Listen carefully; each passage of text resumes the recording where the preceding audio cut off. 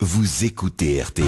RTL vous en parle déjà. Rémi Sulman. 8h16, bonjour Rémi. Bonjour Yves, bonjour à tous. Alors ce matin Rémi, vous nous parlez déjà d'une révolution numérique qui pourrait nous permettre demain de nous passer des banques ou bien d'acheter une maison sans notaire, bref de faire sans ces intermédiaires. Cette énorme révolution qui pourrait bouleverser nos vies porte un nom, la blockchain. Oui, vous vous souvenez Yves de la première fois que vous avez entendu le mot Internet? Oui. Eh bien vous vous souviendrez de la première fois que vous avez entendu le mot blockchain, la chaîne de blocs en français.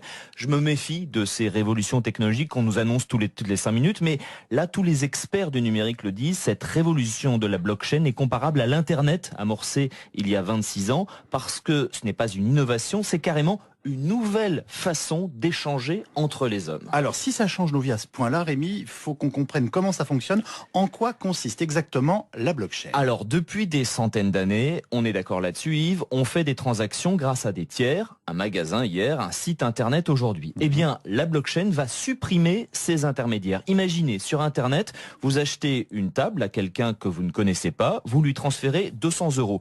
Vous ne passez pas par Amazon ou un autre site, mais votre transaction entre vous et lui va être archivé dans une sorte de gigantesque livre de compte public. Ce livre de compte virtuel n'est pas tenu par Amazon ou un autre acteur du net qui touche une commission, mais collectivement par des milliers de personnes de la chaîne, de la blockchain. Ces milliers d'acteurs valident la transaction et vous disent à vous et aux vendeurs, allez-y, vous êtes fiables tous les deux. Cette grande chaîne réussit un exploit inédit, créer de la confiance entre deux inconnus sans intermédiaire. Mais attendez, si ce registre est public, n'importe quel petit malin peut en modifier les données. Alors non, aucun acteur ne détient ou n'a accès à la totalité de ce livre de compte. En fait, cette blockchain, c'est comme un immense puzzle qui est découpé, disséminé sur des milliers de serveurs. La preuve que vous avez payé ces 200 € contre une table reste dans la blockchain.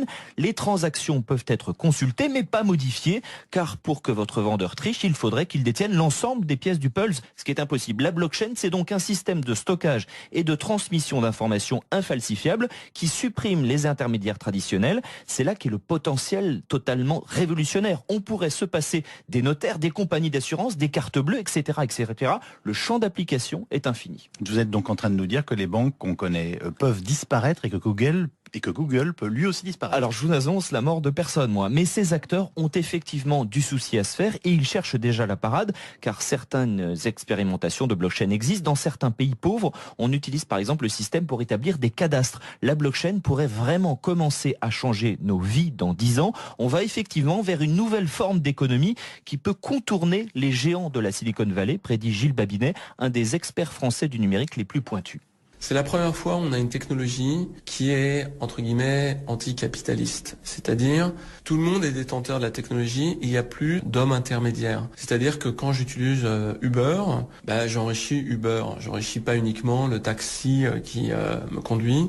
Et là, on peut faire un Uber sans Uber. C'est-à-dire que 100% de l'argent que je vais donner va aller au taxi. Et ça, c'est quelque chose qui est révolutionnaire. On pourrait donc voir une flotte de taxis, Yves, sans Uber et sans entreprise.